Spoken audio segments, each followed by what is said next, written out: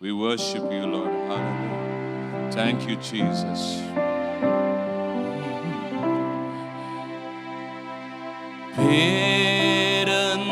பேரன்பினாலே என்னை இழுத்து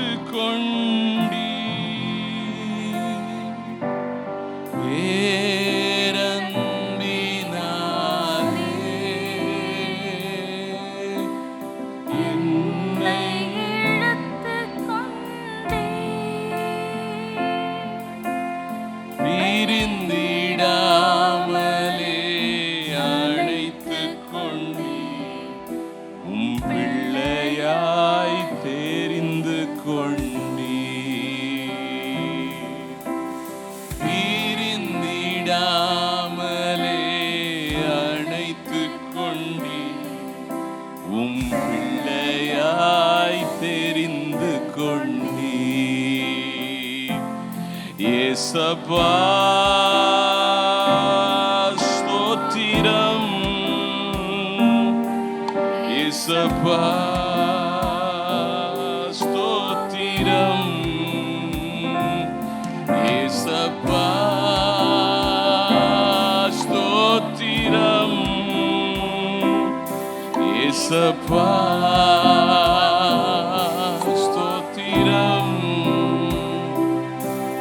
ஏசப்பா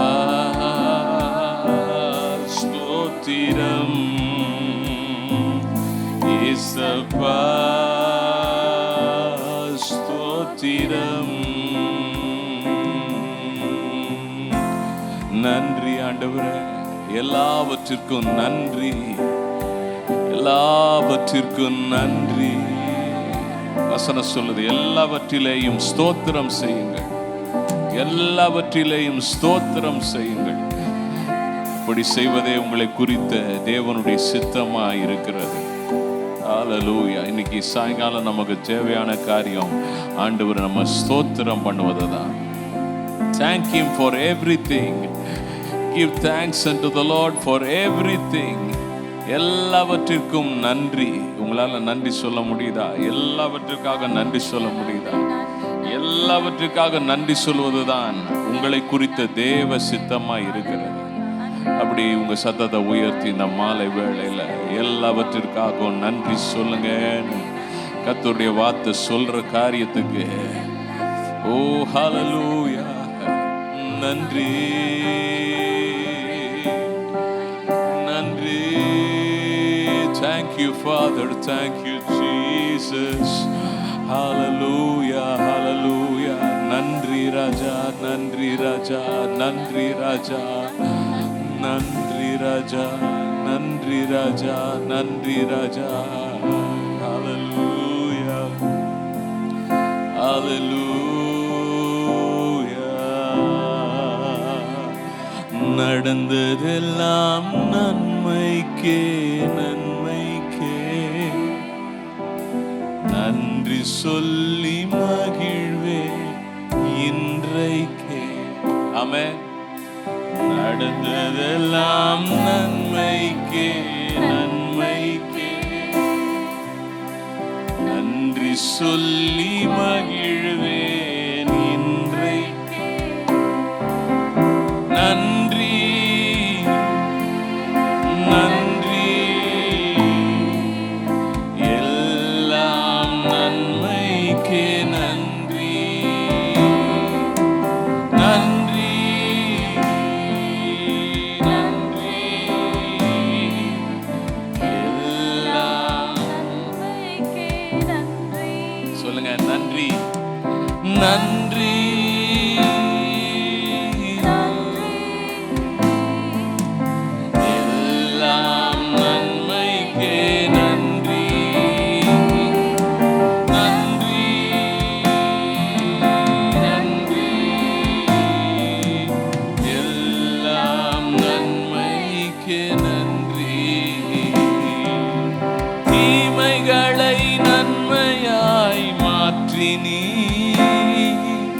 துன்பங்களை இன்பமாக மாற்றினீ.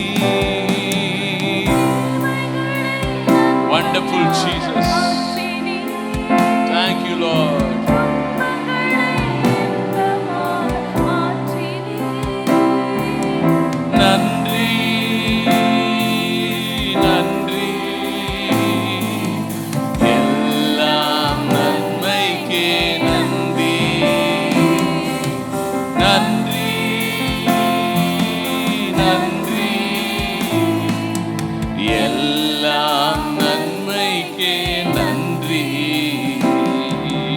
நன்றி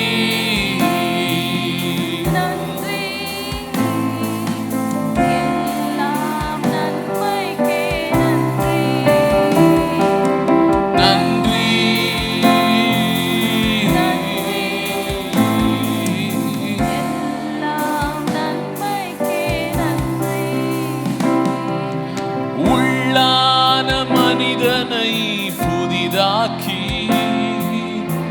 உடைத்து உருமாற்றி நடத்துகிறீர்.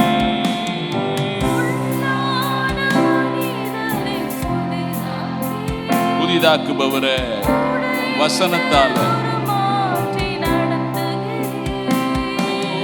நன்றி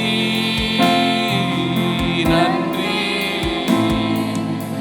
எல்லாம் நன்மைக்கே நன்றி.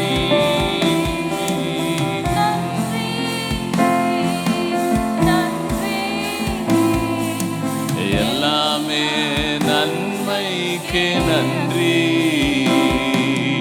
நன்றி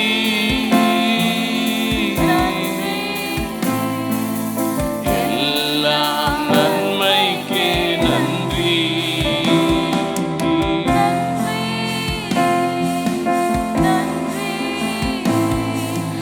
எல்லாமே நன்மைக்கே நன்றி.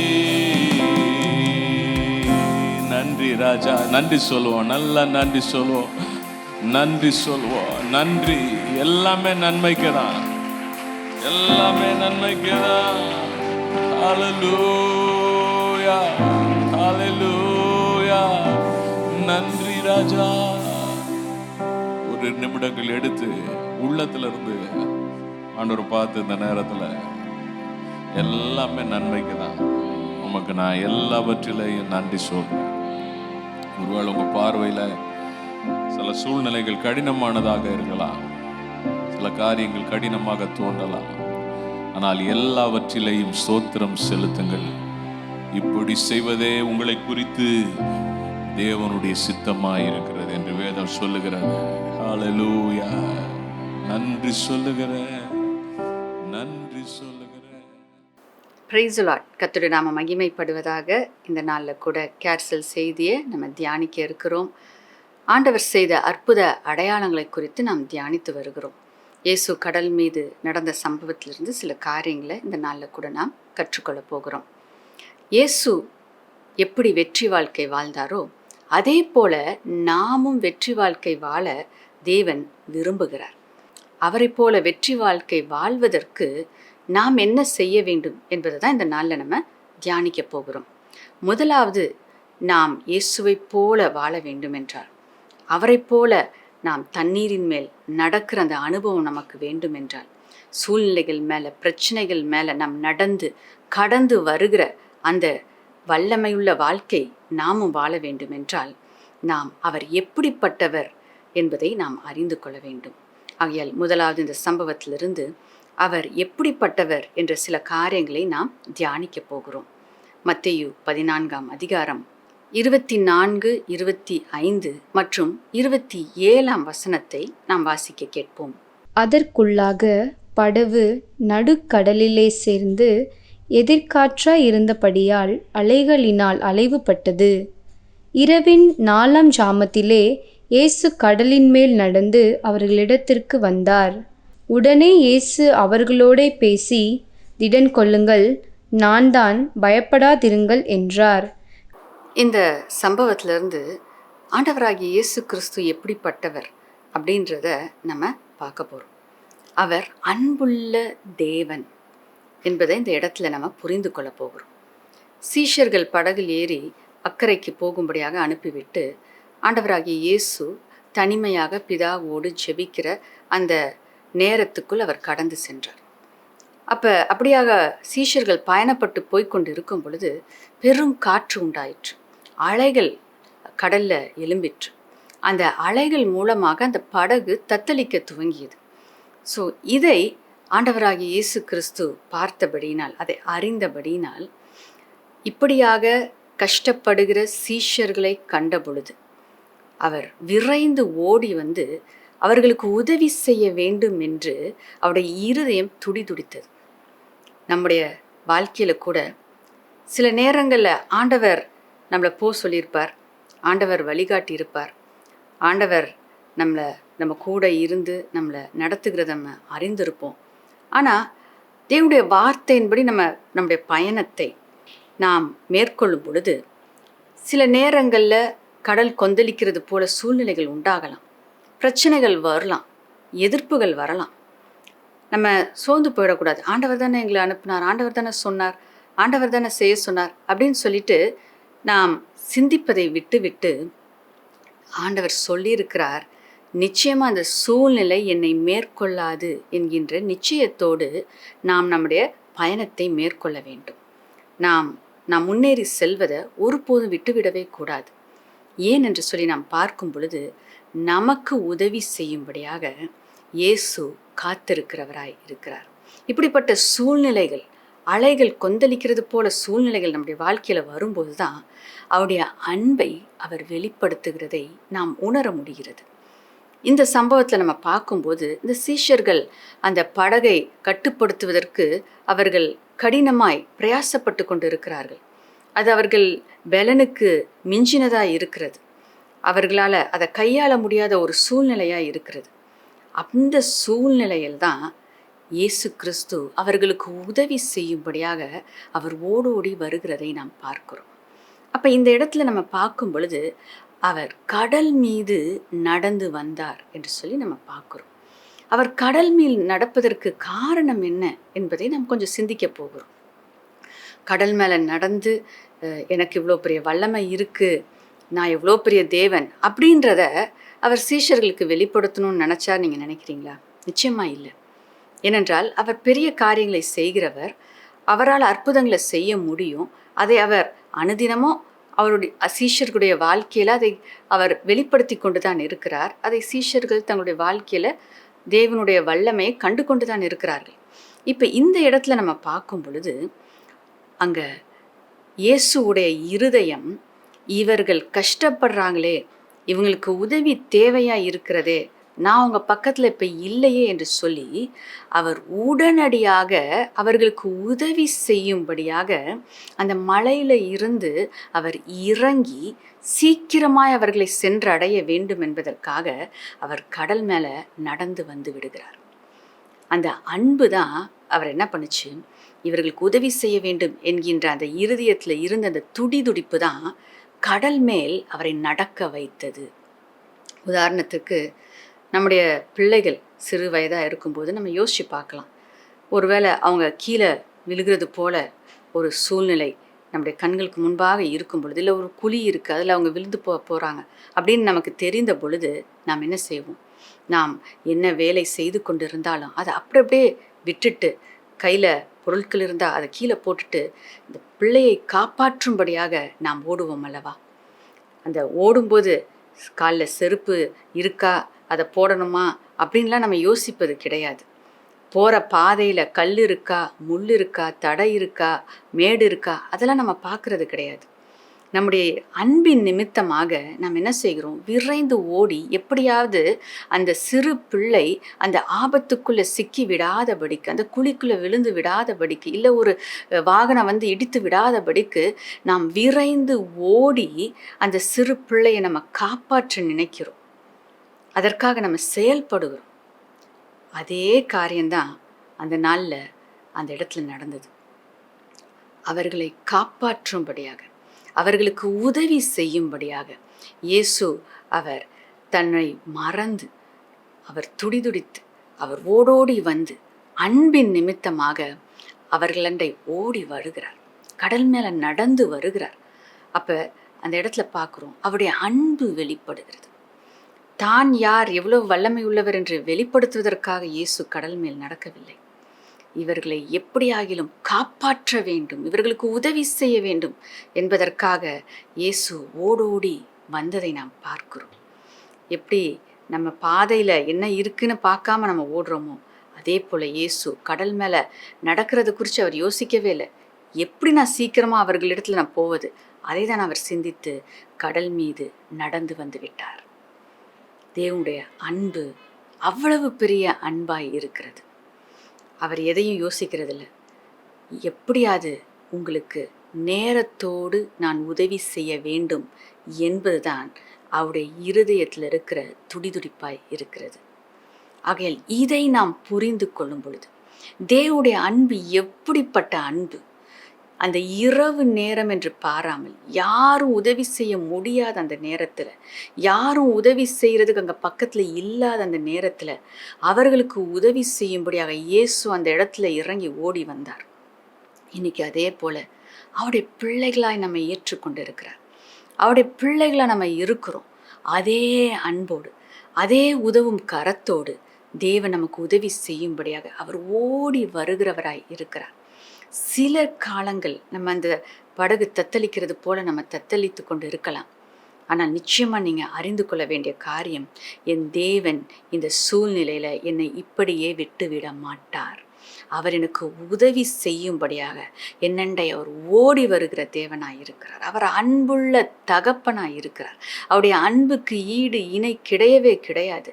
அவர் என்னை அதிகமாய் நேசிக்கிறார். அவருடைய அன்பு பெரிதாய் இருக்கிறது. ஆகையால் நான் எதை குறித்தும் கவலைப்பட மாட்டேன். அப்போ நான் அறிந்து கொள்ள வேண்டிய காரியம், பிதாவை குறித்த ஒரு வெளிப்பாடு. அவர் எவ்வளவு அன்புள்ளவர், அவருடைய அன்பு எவ்வளவு பெரிது, எனக்காக அவர் என்னெல்லாம் செய்யக்கூடும் என்பதை நாம் அறிந்து கொள்ள வேண்டும். அவருடைய அன்பை சிலுவையில் அவர் உங்களுக்காக வெளிப்படுத்தினார். இதுக்கு மேலே தன்னுடைய அன்பை அவர் எப்படி வெளிப்படுத்த முடியும்?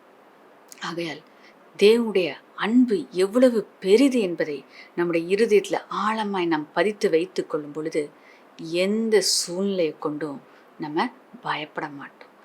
எதை குறித்தும் நம்ம கவலைப்பட மாட்டோம். ஏனென்றால் நமக்கு நிச்சயமாய் தெரியும், எனக்காக ஜீவனை கொடுத்தவர், எனக்காக அவருடைய இரத்தத்தை சிந்தினவர், எனக்காக அவர் மரித்து 3ஆம் நாள் உயிரோடு எழும்பி இன்றைக்கு என்னோடு கூட இருக்கிறவர் என்னை ஒருபோதும் கைவிட மாட்டார். இந்த உலகத்தின் முடிவு பரியந்தம் அவர் என்னோடு இருப்பேன் என்று வாக்கு பண்ணினவர் என்னோடு கூட இருந்து என்னுடைய யுத்தத்தை ஜெயிக்க வைப்பார், என்னுடைய சூழ்நிலையை கடக்க வைப்பார். அவருடைய அன்பு என்னுடைய வாழ்க்கைக்கு போதுமானதாய் இருக்கிறது என்கின்ற நிச்சயம் இந்த நாளில் உங்களுக்கு உண்டாகுவதாக. இந்த நாளில் உங்களுக்கு உண்டாகுவதாக. அடுத்ததாக 2வது நம்ம பார்க்குறோம், அவர் செய்த காரியத்தை அவருடைய பிள்ளைகளும் செய்ய வேண்டும் என்று அவர் விருப்பம் உள்ளவராயிருக்கிறார். அவர் எப்படி வாழணும், எப்படி வெற்றி வாழ்க்கை வாழணும், எப்படி வல்லமை வாழ்க்கை வாழ வேண்டும் என்று நமக்கு கற்றுக் கொடுக்கும்படியாக அவர் நம்மோடு வந்து இந்த பூமியில் வாழ்ந்து சீஷர்களுக்கு கற்றுக் கொடுத்து சென்று இருக்கிறார். ஒரு வழியை காமித்து சென்று இருக்கிறார். ஆகையால் அவருடைய பிள்ளைகளாக நாம் இருக்கும் பொழுது நம்முடைய தகப்பனை போல அப்படியே அவருடைய பாதைகளை நம்ம பின்பற்றும் பொழுது நாமும் கூட அப்படிப்பட்ட வெற்றி வாழ்க்கையை நிச்சயமாய் நாம் வாழ முடியும். வாசிக்க கேட்போம் அதே அதிகாரத்தில் 28, 29 வசனங்கள். பேதுரு அவரை நோக்கி, ஆண்டவரே, நீரேயானால் நான் ஜலத்தின் மேல் நடந்து உம்மிடத்தில் வர கட்டளையிடும் என்றான். அதற்கு அவர், வா என்றார். அப்பொழுது பேதுரு படவை விட்டிறங்கி இயேசுவினிடத்தில் போக ஜலத்தின் மேல் நடந்தான். இங்கே பார்க்குறோம், ஆண்டவராகிய இயேசு கிறிஸ்து ஜலத்தின் மேலே நடந்து வந்தார். அப்போ பேதுரு சொல்லுகிற காரியம், நீங்கள் தான் அப்படின்னா, நீங்கள் தான் கடல் மேலே நடந்து வந்தீங்க அப்படின்னா நானும் நடக்கிறதற்கு எனக்கு கட்டளை கொடுங்க அப்படின்னு கேட்கும்போது ஆண்டவராகிய இயேசு சொல்லுகிறார், வா, நடந்து வா அப்படின்னு சொல்லிட்டு சொல்லுகிறதை நம்ம பார்க்குறோம். இப்போ பாருங்கள், அவருடைய இருதயம் தான் செய்வதை தன்னுடைய சீஷர்களும் செய்ய வேண்டும், தன்னுடைய பிள்ளைகளும் செய்ய வேண்டும் என்று அவர் விருப்பம் உள்ளவராய் இருக்கிறார். அவர் நமக்கு கற்றுக் கொடுக்கிறவராய் இருக்கிறார்.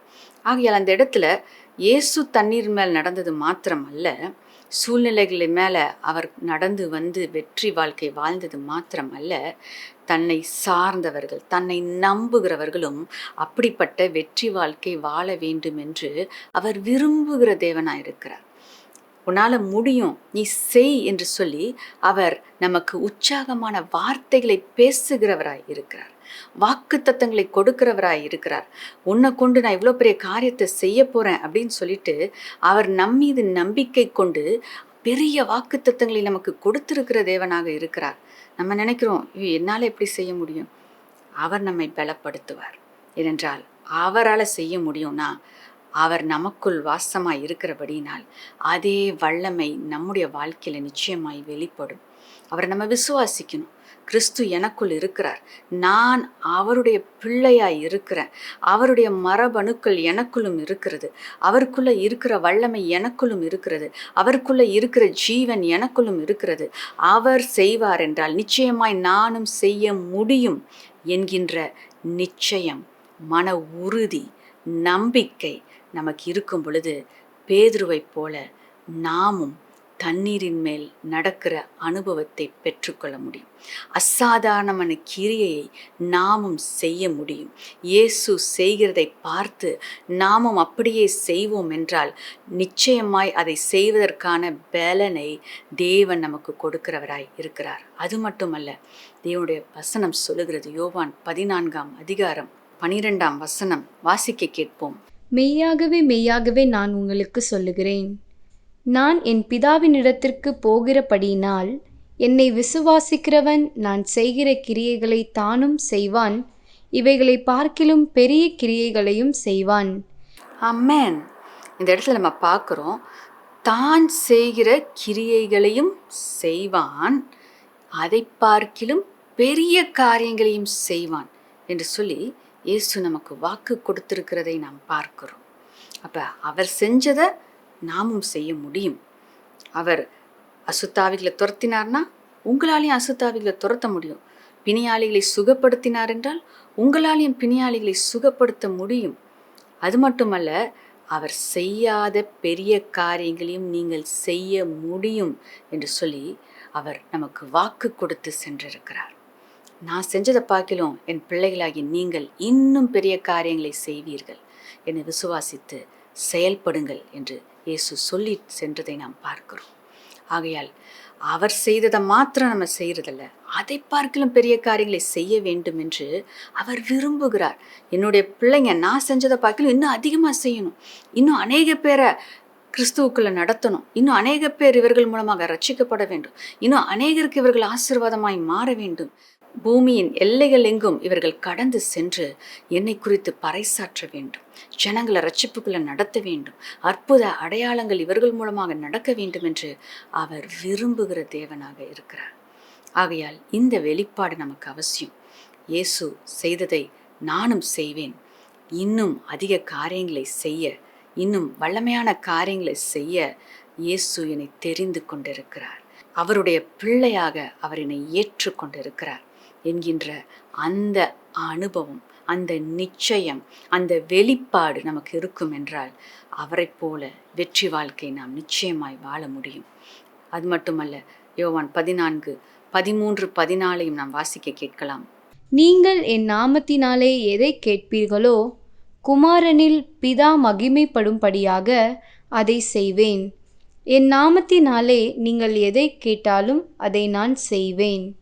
தேவன் என்னுடைய நாமத்தினால நீங்கள் எதை கேட்டாலும் நான் கொடுப்பேன்னு சொல்கிறார். பிதாவுடைய நாமம் மகிமைப்படும்படியாக, அவருடைய நாமத்துக்கு மகிமை உண்டாகும்படியாக நாம் எதை கேட்டாலும், இயேசு என்கிற நாமத்தினால நாம் எதை கேட்டாலும் அவர் அதை செய்கிறவராய் இருக்கிறார். ஆகையால் நாம் தேவனுக்காக பெரிய காரியங்களை செய்யும்படியாக இயேசுவின் நாமத்தை பயன்படுத்தி நாம் ஜெபிக்கும் பொழுது, நாம் பிதாவினிடத்தில் கேட்கும் பொழுது அவர் நமக்கு பதில் கொடுப்பது நிச்சயமாயிருக்கிறது. ஆகையால் நம்முடைய வாழ்க்கையை குறித்து நம்ம சோர்ந்து போக வேண்டிய அவசியம் இல்லை. மற்றவர்களுக்கு ஆசீர்வாதமாய் நாம் இருக்கும்படியாக நாம் பிரயாசப்பட வேண்டும், நாம் எழும்ப வேண்டும், நாம் செயல்பட வேண்டும். இயேசு என்கிற நாமத்தினால் அவர்களுக்காக பாரப்பட்டு நம்ம ஜெபிக்கும் பொழுது நிச்சயமாய் கர்த்தர் பெரிய காரியங்களை செய்கிறவராய் இருக்கிறார். ஆகையால் நாம் எழும்புவோம், செயல்படுவோம், அவரை போல வெற்றி வாழ்க்கை வாழும்படியான கிருபையை கர்த்தர் ஒவ்வொருவருக்கும் கொடுப்பாராக. மூன்றாவதாக நாம் பார்க்கிற காரியம், ஆண்டவராகிய இயேசு கிறிஸ்து நாம் விசுவாசத்தில் வளர வேண்டும் என்று விரும்புகிறவராய் இருக்கிறார். ஆகையால் கர்த்தர் ஒரு சூழ்நிலை நம்ம வாழ்க்கையில் கொண்டு வரும்போது எதற்காக தேவன் இதை என் வாழ்க்கையில் அனுமதிக்கிறார் என்பதை நாம் புரிந்து கொள்ள வேண்டும். என்னுடைய விசுவாசத்தை அவர் கட்டி எழுப்பும்படியாக, என் விசுவாச தளத்தில் நான் உயரும்படியாக தான் இந்த பரீட்சை, இந்த சூழ்நிலை என் வாழ்க்கைக்கு வந்திருக்கிறது என்பதை நாம் உணர்ந்தவர்களாய் நாம் இருக்க வேண்டும். பிரச்சனை வந்தோன்னே, சூழ்நிலை வந்தோன்னே, எனக்கு ஏன் இப்படி அப்படின்ற எண்ணம் நமக்கு வரக்கூடாது. இந்த பரீட்சை என்னுடைய விசுவாச தளத்தை உயர்த்தும். என் தேவன் என்னுடைய விசுவாசத்தை உயர்த்துவதற்காக இவர் கிரியை செய்கிறார் என்பதை நாம் உணர்ந்து நன்றி உள்ளவர்களாய் இருக்கும் பொழுது அந்த பரீட்சை அது ஒரு சாட்சியாக மாறுகிறது. அந்த சூழ்நிலை ஒரு வெற்றி வாழ்க்கையாக, நமக்கு வெற்றிக்கு படியாக அந்த சூழ்நிலை நமக்கு மாறுகிறது. ஆகையால் இந்த இடத்துல நம்ம பார்க்குறோம், பேதுரு அந்த இடத்துல அங்கே தண்ணீரில் நடக்கும் பொழுது ஒரு விசுவாச சோதனை உண்டாகிறது. இயேசு வா என்று சொன்ன சத்தத்தை கேட்டு அவர் தண்ணீர் மேலே நடக்க துவங்கினார். ஆனால் அதே நேரத்தில் சூழ்நிலைகளை அவர் பார்த்த பொழுது, அந்த கொந்தளிக்கும் கடலின் சத்தம் அவர் காதுக்குள்ளே தொனித்த பொழுது அவர் பயந்து அந்த தண்ணீரில் மூழ்க துவங்கினார். ஆனால் இயேசுவே எனக்கு உதவும் என்று கூப்பிட்ட பொழுது உதவும் கரத்தை இயேசு நீட்டி அங்கே மூழ்கி கொண்டிருந்த பேதுருவுடைய கரத்தை பிடித்து தூக்கி விட்டு மீண்டும் தண்ணீரில் மேல் நடக்க வைத்தார். ஹல்லேலூயா. 2 பேரும் தண்ணீரில் நடந்து படகுக்குள்ளே ஏறினார்கள்.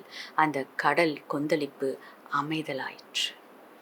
அப்போ கற்றுக் கொடுக்க வேண்டிய பாடம் அந்த இடத்துல கற்றுக் கொடுக்கப்பட்ட பின்பு அந்த கடல் அமைதலாயிற்று. உங்களுக்கு வாழ்க்கையில் நீங்கள் கற்றுக்கொள்ள வேண்டிய காரியத்தை நீங்கள் கற்றுக்கொள்ளும் போது உங்களுடைய சூழ்நிலை அமைதலாகிவிடும்.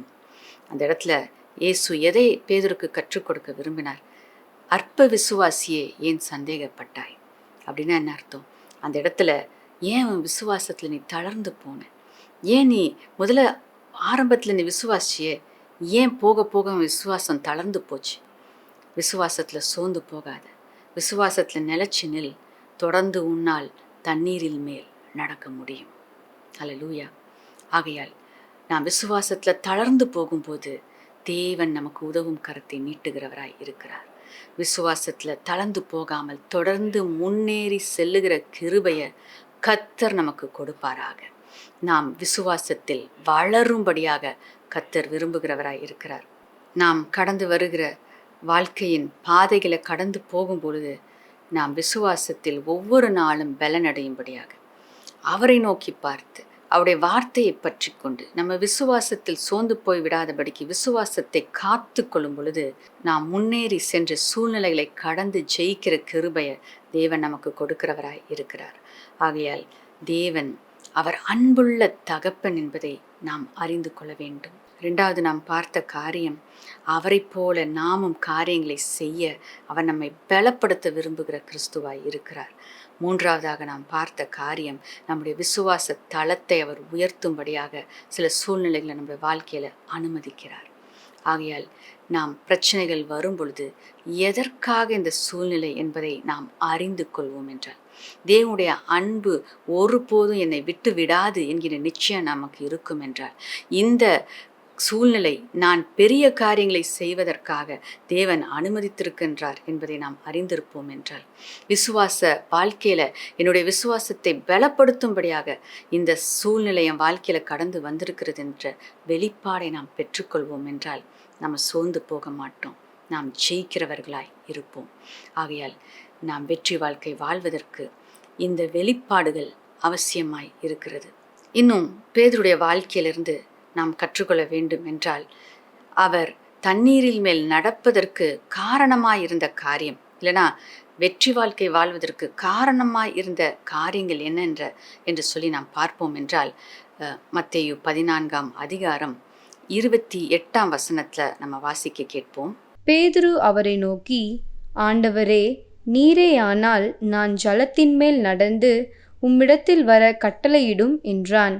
இப்போ நம்முடைய வாழ்க்கையில் நாம் வெற்றி வாழ்க்கை வாழணும் அப்படின்னா பேதுருவை போல ஒரு வாஞ்சை உள்ளவர்களாக நம்ம இருக்கணும். இயேசு நடக்கிறார், அப்பனா நானும் நடக்கணும் அப்படின்ற ஒரு வாஞ்சை. அந்த வாஞ்சை தான் பேதுருவை தண்ணீரில் மேல் நடக்க வைத்தது. அவரோடு கூட இன்னும் 11 சீஷர்கள் இருந்தாங்க. ஆனால் அவங்களும் தண்ணீரில் நடக்கலை. பேதுரு மாத்திரம்தான் தண்ணீரில் நடக்கும் அந்த பாக்கியத்தை பெற்றுக்கொண்டார். காரணம், அவருக்குள்ளே இருந்த வாஞ்சை. இயேசு நடக்கிறார்னா அப்போ நானும் நடக்க முடியும். அந்த வாஞ்சை உங்களுக்குள்ளே இருக்கும் என்றால் நீங்களும் அந்த வெற்றி வாழ்க்கையை நிச்சயமாய் வாழ முடியும். கர்த்தர் அந்த வாஞ்சை உங்களுக்கு கொடுப்பாராக. 2வது காரியம் 29ஆம் வசனத்தை நம்ம வாசிக்க கேட்போம். அதற்கு அவர், வா என்றார். அப்பொழுது பேதுரு படவை விட்டிறங்கி இயேசுவினிடத்தில் போக ஜலத்தின் மேல் நடந்தான். ரெண்டாவது காரியம் பேதுரு செய்தது, இயேசுவின் சத்தத்தை கேட்டார். இயேசு கிட்ட வாஞ்சியோடு கேட்டப்ப ஆண்டவராகிய இயேசு என்ன சொன்னார்? வா என்ற ஒரே ஒரு வார்த்தை. அந்த வார்த்தையை பேதுரு அப்படியே பற்றி கொண்டார். ஆண்டவருடைய வார்த்தையை அப்படியே அவர் பிடித்து கொண்டார். பிடித்து கொண்டு அவர் என்ன பண்ணுறார்? அந்த வார்த்தையை விசுவாசித்து தண்ணீரில் குதிச்சா என்ன ஆகும் அப்படின்லாம் அவர் யோசிக்கல பாருங்க. அந்த வார்த்தை மேலே அவருடைய ஃபோக்கஸ் இருந்துச்சு. ஆண்டவர் வான்னு சொல்லிட்டார், நான் போகிறேன் அப்படின்னு சொல்லிட்டு படகுல இருந்து இறங்கி கடல் மேல் தன் காலை வைத்தார். அது விசுவாசத்தின் படியாய் இருக்கிறது. அப்படிப்பட்ட அந்த விசுவாசத்தின் படிதான் அவரை கடல் மேல் நடக்க வைத்தது. அப்போ இன்னைக்கு நாம் வெற்றி வாழ்க்கை வாழ வேண்டும் என்றால் தேவனுடைய சத்தத்தை கேட்டு அப்படியே செயல்படுகிறவர்களாக இருக்கணும். சூழ்நிலையை பார்க்கக்கூடாது, பிரச்சனையை பார்க்கக்கூடாது. அப்போ தேவனுடைய வார்த்தை வா என்கின்ற அந்த சத்தம் மாத்திரதான் பேதுடைய காதில் துணித்தது. அவர் அதை எதை குறித்து யோசிக்கல. வேற எந்த சத்தத்துக்கும் பேது அந்த நேரத்தில் இடம் கொடுக்கல. ஆகையால் அவரால் என்ன செய்ய முடிந்தது? இயேசுவை போல அந்த கடலின் மேல் நடக்க முடிந்தது. நாமும் கூட தேவனுடைய சத்தத்தை நம்முடைய இருதயத்தில் ஆழமாய் வைத்துக் கொள்வோம் என்றால், தேவனுடைய வார்த்தையை மாத்திரம் நோக்கி பார்க்கிறவர்களாய் இருப்போம் என்றால், வேற எதுக்கும் இடம் கொடுக்காம இருப்போம் என்றால், தேவனுடைய வார்த்தையின்படி நாம் செயல்பட நமக்குள்ள விசுவாசம் இருக்கும். அந்த விசுவாசத்தின்படி நம்ம காலடி எடுத்து வைக்கும் பொழுது பெரிய காரியங்களை கர்த்தர் உங்களை கொண்டு செய்வார். அவருடைய வார்த்தையை விசுவாசித்து செயல்படுகிற ஒவ்வொருடைய வாழ்க்கையிலும் நிச்சயமா அற்புதம் நடக்கும். யோர்தான்கள் பிளக்கும். தேவன் அற்புதங்களை செய்கிற தேவனாக இருக்கிறார். ஏனென்றால் அவருடைய சத்தத்தை கேட்டு அவருடைய வார்த்தையை நம்பி நீங்க செயல்படுறீங்க பாருங்க, ஆண்டவர் உங்களை கைவிடவே மாட்டார். ஆண்டவர் உங்களை கனம் பண்ணுவார். ஆண்டவர் உங்களை உயர்த்துவார். நீங்க பெரிய அற்புதங்களை உங்க வாழ்க்கையில நிச்சயமா நீங்க பார்ப்பீங்க. பேதுருவுடைய அந்த அனுபவம் உங்களுடைய அனுபவமாய் நிச்சயமாய் மாறும். மூன்றாவது காரியம் 30ஆம் வசனத்தை வாசிக்க கேட்போம். காற்று பலமாய் இருக்கிறதை கண்டு பயந்து அமிழ்ந்து போகையில், ஆண்டவரே என்னை இரட்சியும் என்று கூப்பிட்டான். அப்போ இந்த இடத்துல பார்க்கும்போது பேதுரு அந்த இடத்துல விழுந்து போனதற்கு காரணம், தேவனுடைய சத்தத்தை கேட்பதை விட்டு விட்டு அந்த அலைகளின் சத்தத்தை கேட்க துவங்குகிறார். இதில் தான் நம்ம ஜாக்கிரதையாக இருக்கணும். அப்போ இந்த சத்தம் அப்பையும் தான் இருந்துச்சு, கடல் கொந்தளித்து கொண்டு தான் இருந்தது. ஆனால் பேதுரு ஒரு தீர்மானத்தை எடுத்தார். நான் இந்த சூழ்நிலைகளின் சத்தத்துக்கு நான் செவி கொடுக்க மாட்டேன். இந்த நெகட்டிவாக என்னை சுற்றி இருக்கிற சத்தத்துக்கு நான் செவி கொடுக்க மாட்டேன். என் விசுவாசத்தை தடை பண்ணுவதற்கு ஏதுவான சத்தத்திற்கு நான் செவி கொடுக்க மாட்டேன். நான் இயேசுவுடைய வார்த்தையை மட்டும்தான், அவருடைய சத்தத்தை மட்டும்தான் நான் கேட்க போகிறேன் அப்படின்னு அவர் தீர்மானித்தபடினால் அந்த இடத்துல அலைகள் கொந்தளித்து கொண்டு இருந்தாலும், அலையின் சத்தம் எழும்பி அந்த இடத்துல தொனித்து கொண்டு இருந்தாலும், பேதுருவுடைய அந்த நிமிஷம் எடுத்த அந்த தீர்மானம் அவரை கடல் மேல் நடக்க வைத்தது. ஆகையால் நாம் செய்ய வேண்டிய காரியம், இப்படிப்பட்ட மற்ற அந்நிய சத்தங்களுக்கு, நம் விசுவாசத்தை குலைக்கக்கூடிய சத்தங்களுக்கு நாம் இடம் கொடாதபடிக்கு ஜாக்கிரதையாய் நாம் இருக்க வேண்டும். நாம் இடம் கொடாது இருப்போம் என்றால், தேவனுடைய வார்த்தை மாத்திரம் நம்முடைய காதில் துணிக்கும்படியாக நாம் அதற்கு நம்முடைய செவிகளை சாய்ப்போம் என்றால், நிச்சயமாய் நாம் பெரிய காரியங்களை நம்முடைய வாழ்க்கையில் நம்ம காண முடியும். மற்ற அந்நிய சத்தங்களுக்கு நாம் செவி கொடாதபடிக்கு, இடம் கொடாதபடிக்கு, அவைகள் நம்ம எல்லைக்குள் வராதபடிக்கு அவைகளுக்கு நாம் வேலி அடைக்க வேண்டும். நம்ம தான் சொல்லணும், நோ, நான் இதை கேட்க மாட்டேன், நான் இந்த காரியத்துக்கு இடம் கொடுக்க மாட்டேன், இவர்களோட பேசினா இவங்க நெகட்டிவாக தான் பேசுவாங்க அப்படின்னு அவங்களோட நான் பேச மாட்டேன், நான் டிஸ்டன்ஸை மெயின்டைன் பண்ணுறேன். ஏன்னா நான் என்னுடைய விசுவாசத்தை காத்து கொள்ள வேண்டும், நான் வெற்றி வாழ்க்கை வாழ வேண்டும், நான் தோத்து போகக்கூடாது, பேதுருவை போல நான் விழுந்து விடக்கூடாது, நான் தொடர்ந்து நடக்க வேண்டும், தொடர்ந்து நான் முன்னேற வேண்டும், தொடர்ந்து நான் வெற்றி வாழ்க்கை வாழ வேண்டும்.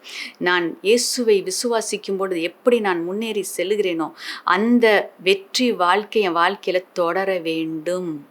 வீழ்ந்து வீழ்ந்து எழுகிற வாழ்க்கை அல்ல, தொடர்ந்து முன்னேறி செல்லுகிற வாழ்க்கை நான் வாழ வேண்டும் என்றால் ஒரு தீர்மானத்தை எடுக்கணும். நம்ம சுற்றி ஒரு வேலியை நம்ம போடணும். எதை நாம் நம்முடைய வாழ்க்கைக்குள்ளே அனுமதிக்க போகிறோம், எதை நம்ம கேட்க போகிறோம், எதை நம்ம பார்க்க போகிறோம், இதெல்லாம் நம்ம ஜாக்கிரதையாய் நாம் கவனத்தை செலுத்தி நம்முடைய விசுவாசத்திற்கு தடையாக இருக்கிற எந்த காரியத்தையும் நம்முடைய எல்லைக்குள் பிரவேசிக்காதபடிக்கு நம்ம வேலி அடைத்து அதை நாம் தடுத்து நிறுத்தி விடுவோம் என்றால் தொடர்ச்சியான வெற்றி வாழ்க்கையை நாம் நிச்சயமாய் வாழ முடியும். பேதுருடைய வாழ்க்கையில் நாம் கற்றுக்கொள்கிற காரியம், ஏன் அவர் வீழ்ந்து போனார்? அதே அதிகாரத்தில் 29ஆம் வசனத்தை வாசிக்க கேட்போம். அதற்கு அவர், வா என்றார். அப்பொழுது பேதுரு படவை விட்டிறங்கி இயேசுவினிடத்தில் போக ஜலத்தின் மேல் நடந்தான். இயேசுவான் சொன்னப்ப பேதுடைய கண்கள் இயேசுவின் மீது இருந்தது. இயேசுவை நோக்கி பார்த்து இயேசுவண்டை அவர் நடந்து சென்றார். ஆனால் அதே நேரத்தில் 30ஆம் வசனத்தில் நம்ம பார்க்கும்போது அந்த கொந்தளிக்கும் கடலின் சத்தத்தை கேட்டப்ப அவர் கண்கள் திசை திருப்பப்பட்டது. இயேசு மேலே இருந்த கண்கள் என்னாச்சு, இந்த சத்தம் கேட்க கேட்க கேட்க அவர் தன்னுடைய கண்ணை திருப்பி அந்த புயலை பார்த்தார், அந்த கொந்தளிக்கும் கடலை பார்த்தார். என்ன வந்தது? உடனடியாக விசுவாசம் அகன்று போய் பயம் தன்னை பிடித்து கொண்டது. அந்த பயம் வந்த அந்த நிமிஷத்திலேயே அவர் மூழ்கத் துவங்கினார். ஆகையால் பேதுடைய வாழ்க்கையிலிருந்து நாம் கற்றுக்கொள்கிற காரியம், பயத்திற்கு நாம் இடம் கொடுக்கக்கூடாது. நெகட்டிவான காரியங்களுக்கு நம்ம இடம் கொடுக்கும்போது அது என்ன ஆகுது? அடுத்தது பயமாக மாறுகிறது. அந்த பயம் நம்மை ஆளுகை செய்ய துவங்குகிறது. பயம் வரும்பொழுது நமக்குள்ள இருக்கிற விசுவாசத்தில் நாம் தளர்ந்து போகிறோம். விசுவாசத்துக்கு அங்கே இடமில்லாமல் போகிறது. ஆனால் நம்ம பயம் நம்மை நெருக்காதபடிக்கு அதை நாம் நம்முடைய இருதயத்துக்குள்ள பிரவேசிக்க நாம் இடம் கொடாது இருக்கும் பொழுது நாம் விசுவாசத்தில் நிலைத்து நிற்போம். பயம் உங்களுக்கு இருக்கா? பயம் உங்களை வேதனைப்படுத்துகிறதா? பயத்தினால நீங்கள் அநேக ஆசீர்வாதங்களை இழந்து போய் இருக்கிறீர்களா? இன்னைக்கு ஒரு தீர்மானம் எடுங்க. இனி சூழ்நிலையை நான் பார்க்க மாட்டேன், சூழ்நிலை பேசுகிறதை நான் கேட்க மாட்டேன். இயேசுவை நோக்கி பார்ப்பேன். அவருடைய சத்தத்தை மட்டும்தான் நான் கேட்பேன். அவருடைய வார்த்தையை மட்டும்தான் நான் தியானிப்பேன். வேற எதுக்கும் என் வாழ்க்கையில இடம் இல்லை என்று சொல்லி அவைகளை நீங்கள் அகற்றி போடும் பொழுது நிச்சயமாய் தேவன் உங்களை வெற்றி வாழ்க்கை வாழ வைப்பார். நீங்கள் விசுவாசத்தில் சோர்ந்து போக மாட்டீங்க, விசுவாசத்தில் நிலைச்சு நிற்பீங்க. அதன் மூலமாக ஆசீர்வாதத்தை உங்கள் வாழ்க்கையில நீங்கள் சுதந்திரித்து கொள்ள முடியும். பயப்படாமல் விசுவாசத்தில் நிலை நிற்கிற கிருபையை கர்த்தர் உங்களுக்கு கொடுப்பாராக. தொடர்ந்து வெற்றி வாழ்க்கை வாழ கர்த்தர் உங்களுக்கு உதவி செய்வாராக. நாம் ஜெபிக்கலாம். ஸ்தோத்திரம் அப்பா, உமக்கு நன்றி செலுத்துகிறோம் ராஜா. உடைய கிருபைக்காக நாங்கள் நன்றி செலுத்துகிறோம் அப்பா. நாங்கள் உம்மை போல வெற்றி வாழ்க்கை வாழ வேண்டும் என்று நீர் விரும்புகிற தகப்பனாய் இருக்கிறீரே அப்பா. நீர் அன்பான தகப்பன். உடைய அன்பு எவ்வளவு பெரிது. நீங்க ஒரு போதும் எங்களை கைவிட மாட்டீங்க. எங்களுக்கு உதவி செய்யும்படியாக நீர் ஓடோடி வருகிற தேவனாய் இருக்கிறீரே. உமக்கு நாங்கள் நன்றி சொல்லுகிறோம் அப்பா. ஒரு போதும் உடைய அன்பை சந்தேகப்பட நாங்கள் இடம் கொடாதபடிக்கு ஆவியானவர் தாமே எங்களுக்கு உதவி செய்வீராக. தகப்பனின் அன்பு எவ்வளவு பெரிய அன்பு, அதை தியானிக்கிற கிருபை நீர் கொடுப்பீராக ராஜா. அப்பா, அது மட்டுமல்ல, நீர் செய்ததைப் போல நீர் செய்த பெரிய காரியங்களை நாங்களும் செய்ய வேண்டும் என்று விரும்புகிற தேவனாய் நீர் இருக்கிறீரே அப்பா. அதை பார்க்கலாம் பெரிய காரியங்களை எங்களால் செய்ய முடியும் நீங்க வாக்கு கொடுத்திருக்கிறீங்களே, அதற்காக நாங்கள் நன்றி சொல்லுகிறோம். அதை நாங்கள் விசுவாசிக்கிறோம். உம்மை போல நாங்கள் பெரிய காரியங்களை எங்களால் செய்ய முடியும் என்கிற நிச்சயம் ஒவ்வொருத்தருடைய இருதயத்திலும் இப்பொழுது நிரப்பப்படுவதாக, அந்த சிந்தனை இயேசுவின் நாமத்தினால கடந்து வருவதாக என்று நான் ஜெபிக்கிறேன். பெரிய காரியங்களை செய்கிறவர்களாக விசுவாசத்தில் அவர்களை கட்டுவீராக, எழும்பி நிற்க செய்வீராக ராஜா. அப்போ அடுத்ததாக நாங்கள் பார்த்தோம், நாங்கள் வீழ்ந்து போகும்போது எங்களுக்கு உதவும் கரத்தை நீட்டி எங்களுடைய விசுவாசத்தில் நாங்கள் வளருவதற்கு ஏதுவாக எங்களை வழிநடத்துகிற தேவனாய் இருக்கிறீரே. ஒரு போதும் எங்களை கைவிடாத தேவன், உங்களுடைய கரத்தை நீட்டி எங்களை தூக்கி விடுகிற தேவனாய் நீர் இருக்கிறீரே. உமக்கு நாங்கள் நன்றி சொல்லுகிறோம் அப்பா. அப்பா, நாங்கள் விசுவாசத்தில் வளர வேண்டும் என்பதற்காக சில சூழ்நிலைகள் எங்கள் வாழ்க்கையில நீர் அனுமதிக்கிறீர் என்பதை நாங்கள் அறிந்து கொண்டு இந்த சூழ்நிலைக்காக நாங்கள் நன்றி சொல்லுகிறோம். இந்த சூழ்நிலை எங்களை அழித்து போடுவதற்காக அல்ல, எங்களுடைய விசுவாசத்தில் நாங்கள் அடுத்த தளத்துக்கு வளர்வதற்காக என்பதை நாங்கள் உணர்ந்து உமக்கு நாங்கள் நன்றி சொல்லுகிறோம். ஏனென்றால் இந்த சூழ்நிலை எங்களை மேற்கொள்ளாது. நீர் எங்களை பலப்படுத்தி இந்த சூழ்நிலை மேலே நடக்க எங்களை வைக்க போகிறதற்காக, கடல் மீது நடந்து படகுக்குள்ளே நாங்கள் பிரவேசிக்கத்தக்கதாக நீர் எங்களுக்கு உதவி செய்கிற தேவனாய் இருக்கிறீரப்பா. எங்கள் விசுவாசத்தை நீங்கள் பலப்படுத்துகிற தேவனாய் இருக்கிறீங்க. அதற்காக நாங்கள் நன்றி சொல்லுகிறோம். இந்த நாளில் சோர்ந்து போயிருக்கிற ஒவ்வொருவரையும் நீர் பலப்படுத்துவீராக. ஏன் எனக்கு இந்த சூழ்நிலை என்று கேள்விகளோடு இருக்கிற ஜனங்களுக்கு பதில் இந்த நாளில் உண்டாகட்டும்.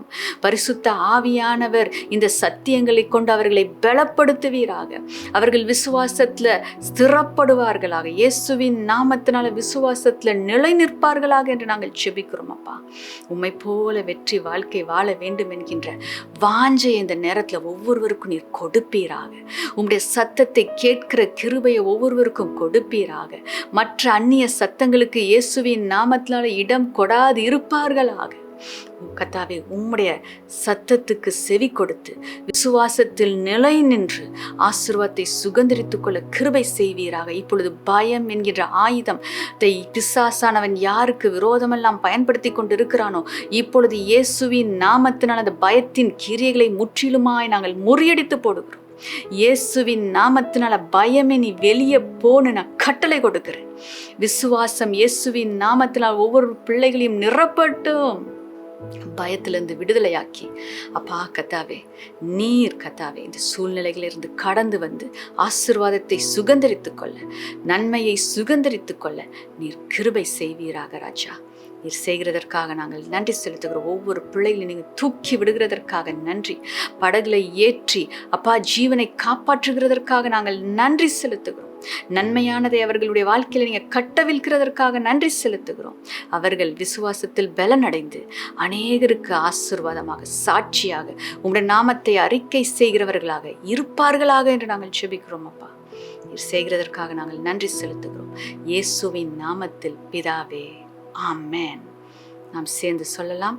என் ஆத்துமாவே கர்த்தரை ஸ்தோத்திரி, என் முழு உள்ளமே அவருடைய பரிசுத்த நாமத்தை ஸ்தோத்திரி. என் ஆத்துமாவே கர்த்தரை ஸ்தோத்திரி, அவர் செய்த சகல உபகாரங்களையும் மறவாதே. ஆமென், ஆமென். விசுவாசத்துல நிலை கொண்டிருப்போம்.